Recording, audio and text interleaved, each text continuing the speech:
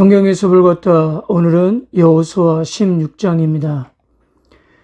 여호수아 14장과 15장에서 이스라엘 12지파 중 가장 유력한 유다 지파의 기업을 설명한 다음 성경 기자는 그 다음으로 중요한 요셉 지파에 대해서 16장과 17장에서 설명하고 있습니다.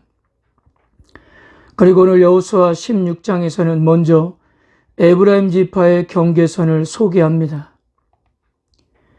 이 에브라임 지파는 훗날 분열 왕국 시대에 북왕국 이스라엘에서 가장 중요한 위치를 누리게 됩니다. 구약 성경에서 종종 에브라임아라고 언급할 때 이것은 북왕국 이스라엘을 지칭하는 말일 정도로 북이스라엘에서 아주 유력한 지파가 되는 것입니다. 그렇다면 어떻게 요셉 지파가 유다 지파와 함께 이스라엘을 대표하는 지파가 되었던 것일까요? 이것을 알기 위해서는 창세기까지 거슬러 올라가야 합니다. 우리는 이미 창세기에서 야곱의 일생에 대해서 공부했습니다. 그가 아버지와 형을 속이고 장자의 명분을 얻게 되어서 어쩔 수 없이 외삼촌이 살고 있었던 밧단 아람으로 도망을 갔습니다. 그리고 거기서 한 여인을 사랑하게 되었는데요. 그녀가 바로 라헬이었습니다. 그러나 삼촌 라벤에게 속아 라헬의 언니였던 레아와 결혼을 하고 서로 경쟁이 붙어 첩의 아들들까지 포함해서 모두 12명의 아들을 낳았습니다. 12명의 아들 중에 야곱이 가장 사랑했던 아들은 당연히 자기가 가장 사랑했던 라헬이 낳은 요셉이었습니다. 그 요셉이 애굽에 가서 낳았던 아들이 므낫세와 에브라임이었어요. 그런데 이 두 아들에게 야곱이 축복을 해주면서 야곱의 족보가 약간 바뀌게 되었습니다. 창세기 48장 오면 아버지 야곱이 병들었다는 소식을 듣고 요셉이 두 아들을 데리고 야곱을 찾아갔을 때 야곱은 요셉에게 이렇게 말했습니다. 창세기 48장 5절에서 6절입니다. 내가 애굽으로 와서 내게 이르기 전에 애굽에서 내가 낳은 두 아들 에브라임과 므낫세는 내 것이라. 루벤과 시므온처럼 내 것이 될 것이요 이들 위에 내 소생은 내 것이 될 것이며 그들의 유산은 그들의 형의 이름으로 함께 받으리라. 에브라임과 므낫세는 내 것이라.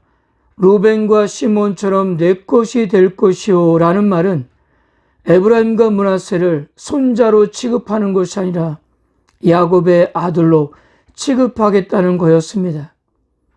앞으로 이들은 야곱의 다른 아들들, 즉 루벤과 시므온처럼 동일한 법적인 권리를 가지게 하겠다는 것이었어요.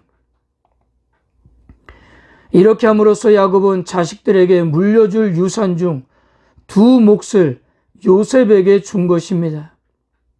그래서 레위지파가 성막에서 하나님을 섬기기 위해서 12지파에서 빠지면서 요셉의 아들이었던 에브라임과 므낫세가 이스라엘 12지파에 이름을 올리게 되었던 것입니다.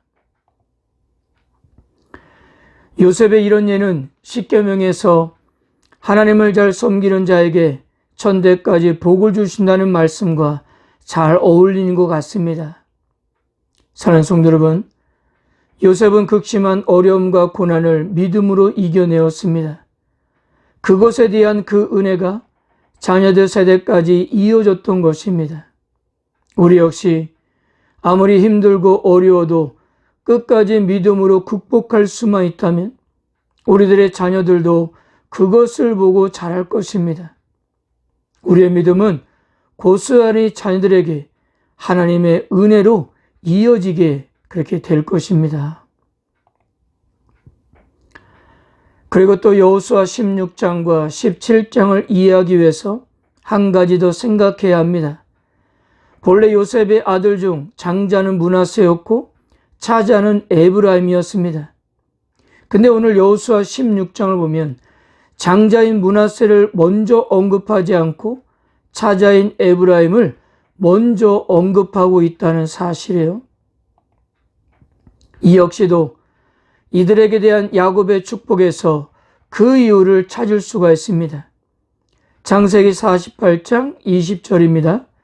그날에 그들에게 축복하여 이르되 이스라엘이 너로 말미암아 축복하기를 하나님이 내게 에브라임 같고 므낫세 같게 하리라 하며 에브라임을 므낫세보다 앞세웠더라. 야곱이 요셉의 두 아들을 축복할 적에 장자와 차자가 바뀌었습니다. 즉 차자인 에브라임에게 실질적인 장자의 권한을 부여했던 것입니다. 그래서 이제 이스라엘 백성들이 가나안 땅을 기업으로 받으면서 에브라임 지파가 중심에 서게 되었던 것입니다. 물론 인구수가 많은 므낫세 지파가 받은 땅의 면적은 더 많았지만 에브라임 지파는 가나안의 가장 중심 부분에 위치한 땅을 기업으로 얻게 되었습니다. 자, 그런데 에브라임 지파의 경계에 대해서 설명이 끝나고 유다 지파와 마찬가지로 에브라임 지파도 그들의 영토에서 가나안 사람들을 완전히 쫓아내지 못했다는 점입니다. 10절입니다.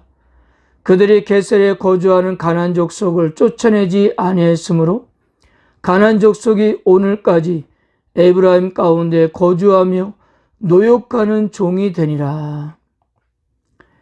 이 게셀은 솔로몬 시대까지 이스라엘 사람들의 통제 밖에 있었다가 애굽의 바로가 그것을 정복하여 솔로몬의 신부가 된 자기 딸의 지창금으로 주게 되었습니다. 자, 이것도 한번 말씀으로 확인해 볼까요? 열왕기상 9장 16절입니다. 전에 애굽 왕 바로가 올라와서 게셀을 탈취하여 불사르고 그 성읍에 사는 가나안 사람을 죽이고 그 성읍을 자기 딸 솔로몬의 아내에게 예물로 주었더니 북쪽의 가장 유력한 지파였던 에브라임 지파, 남쪽의 가장 유력한 지파였던 유다 지파의 실패는 이들의 미래를 불안하게 하는 것은 사실이었습니다. 이들이 이렇더라면 나머지 지파들은 어떠했을까요? 물론 에브라임 지파는 게셀에 살고 있는 가나안 사람들을 노역하는 종으로 삼았다는 점에서 유다 지파보다는 나았지만 그럼에도 불구하고 하나님으로부터 맡은 바 임무에 대해서는 실패하게 되었다는 거예요. 사랑하는 성도 여러분, 하나님께서는 지금까지 여러 큰 전쟁에서 승리하게 해주시고 많은 적들을 물리치게 역사하셨습니다. 남은 전쟁도 그렇게 일하시고 역사하시는 하나님을 믿는다면 축복으로 받은 기업의 땅을 전부 누리게 될 것입니다. 그러나 지금까지 하나님의 도우심 가운데 이 자리까지 왔다는 사실을 망각하고 하나님을 의지하지 않는다면, 또한 주변의 환경을 바라본다면 언제든 실패하고 넘어질 수밖에 없는 것입니다. 사랑하는 성도 여러분, 지금 우리가 처한 상황과 환경을 바라보지 마시고 지금까지 우리와 함께 하신 하나님을 바라보십시오. 우리가 넘어진 이유는 하나님보다도 문제를 더 크게 보기 때문이 아닙니까? 우리 하나님은 어떤 문제들보다 더 크신 분이십니다. 그러므로 어떤 상황에서도 끝까지 하나님을 믿으십시오. 끝까지 신뢰하십시오. 하나님은 오늘도 우리들의 길을 예비할 것입니다. 오늘도 하나님과 동행하는 하루가 되시기를 축복합니다. 아멘. 세상 소망 다 사라져가고